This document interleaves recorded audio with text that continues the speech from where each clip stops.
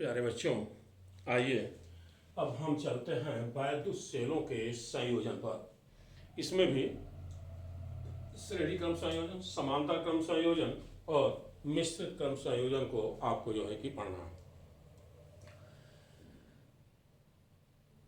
Course में कभी कभी पूछ लिया जाता, बहुत ज़्यादा इम्पोर्टेंट क्वांटिटी ये है नहीं, फिलहाल पूछा गया है, लेकिन विगत इधर मैं देख रहा हूँ कि 10 सालों से इस पर क्वेश्चन पूछे नहीं गया। तो श्रेणी क्रम संयोजन में देखिए, मान लिया कि एक सेल जिसका विद्युत वाहक बल E और आंतरिक प्रतिरोध R है, ऐसे सेलों की n सेलों की एक पंक्ति जो है कि बनाई गई है, जिसमें प्रत्येक का विद्युत वाहक बल E और आंतरिक प्रतिरोध R है, और इनको एक बाह्य प्रतिरोध कैपिटल R से जो है कि जोड़ा गया है। आप चाहे तो यहाँ एक जो है कि कुंजी लगा सकते हैं, जिससे धारा के मान को नियंत्रित किया जा सके, यानी कब प्रवाहित करना है, कब प्रवाहित नहीं करना है, ये काम आपका हो सकता है। ये I करंट फ्लो कर रही है, तो आप ये पहले निकाल लीजिए कि इस I की वैल्यू कितनी होगी, तब पता चलेगा कि हम सेल को किस प्रकार से जोड़ें जिससे हमको परिपथ में लाभ हो। तो इसके लिए जैसे हम कहेंगे कि परिपथ का कुल विद्युत वाहक बल बराबर NE, 2 होते तो 2E, 3 होते तो 3, n सेल लगे हैं तो NE हो गया। कुल आंतरिक प्रतिरोध बराबर n इंटू स्मॉल r हो गया। परिपथ का संपूर्ण प्रतिरोध बराबर R प्लस NR। ये देखिए, ये R, ये पूरा मिलके NR होगा, तो जो भी करंट चलेगी दोनों में एक ही फ्लो करेगी, तो श्रेणी क्रम में हुए तो R और प्लस NR हो गया जाएगी। तो कहेंगे कि परिपथ में धारा I बराबर कुल विद्युत वाहक बल बटे कुल प्रतिरोध।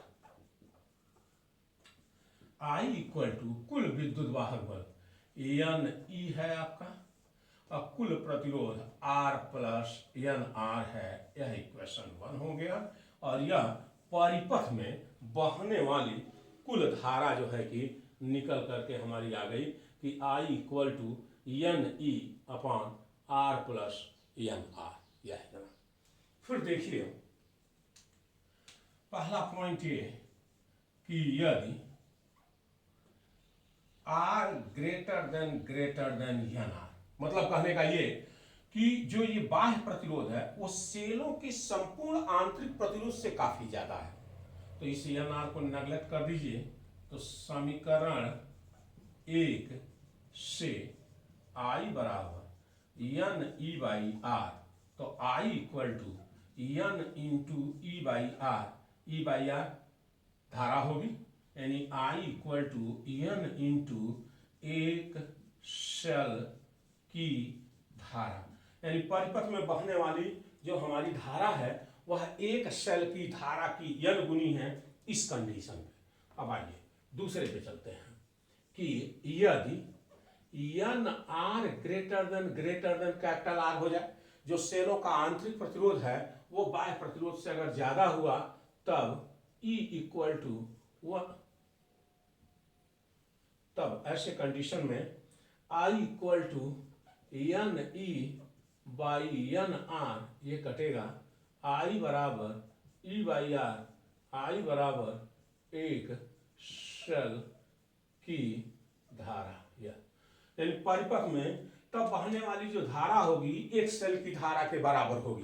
तब तो हमको ऐसे जोड़ने से कोई लाभ नहीं है भाई, चाहे एक सेल लगाइए चाहे n सेल लगाइए, कहाँ कोई लाभ है।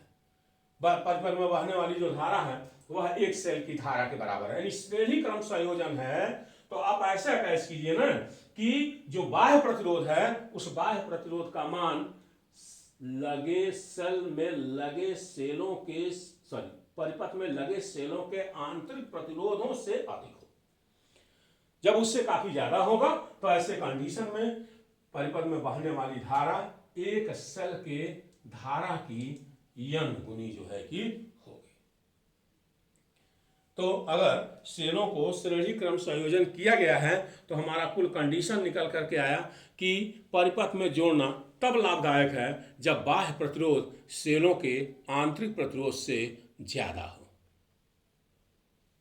अब देखिए समांतर क्रम संयोजन में या संयोग में ये देखिए, अब फिर n सेलों को हम समांतर क्रम में लगा दिए, वहां n सेलों को श्रेणी क्रम में लगाए थे।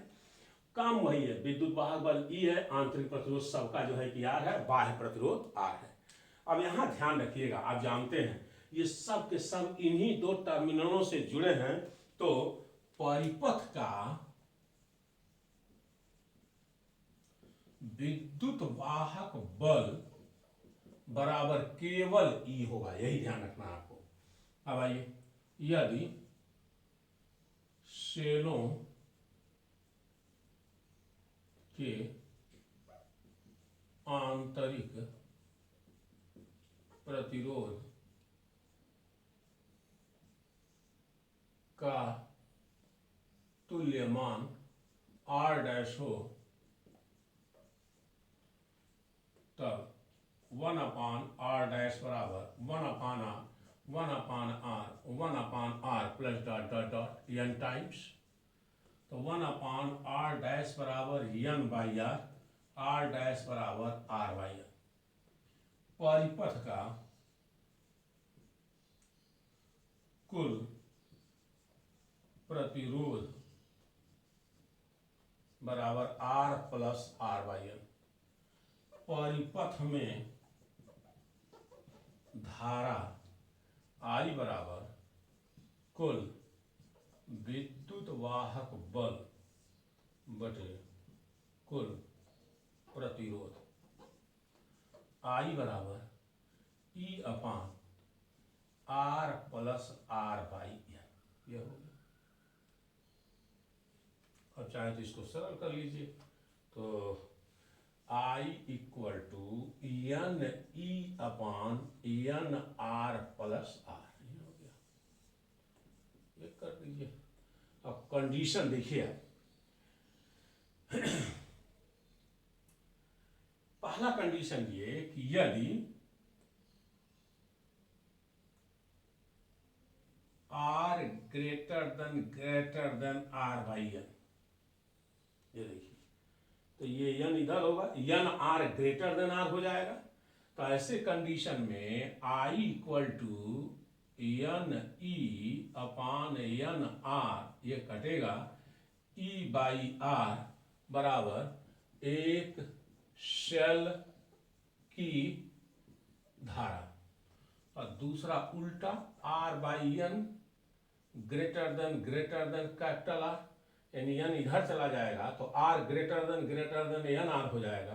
तो I बराबर n E by R, I बराबर n into E by R, I बराबर n इंटू एक सेल की धारा। ये देखिए, यहां पर जब बाह्य प्रतिरोध का मान जो है कि ज्यादा हो रहा है आपका सेलों के आंतरिक प्रतिरोधों से, तब परिपथ में बहने वाली धारा एक सेल की धारा के बराबर है। तो इस तरह से परिपथ में जोड़ने से कोई लाभ नहीं होगा समांतर क्रम में। यहां देखिए R बाई n, यानी सेलों का जो तुल्य आंतरिक प्रतिरोध है वो ग्रेटर देन R है। तब I बराबर n गुणे एक सेल की धारा, यानी परिपथ में बहने वाली धारा एक सेल की धारा की n गुनी होगी। तो इस तरह से जोड़ने से लाभ है। यानी श्रेणी क्रम संयोजन है तो बाह्य प्रतिरोध सेलों के आंतरिक प्रतिरोध से ज्यादा होना चाहिए, और अगर समांतर क्रम संयोग है तो सेलों का आंतरिक प्रतिरोध बाह्य प्रतिरोध से काफी अधिक होना चाहिए। बोलिए बात समझ में आई कि नहीं? जैसे श्रेणी क्रम संयोजन है तो बाह्य प्रतिरोध हुआ सेलों के आंतरिक प्रतिरोध से ज्यादा होना चाहिए। और अगर समांतर क्रम संयोग है तो सेलों का आंतरिक प्रतिरोध बाह्य प्रतिरोध से जब अधिक होगा तब जो है कि परिपथ में धारा प्रवाह अधिक होगा और उसका लाभ मिलेगा।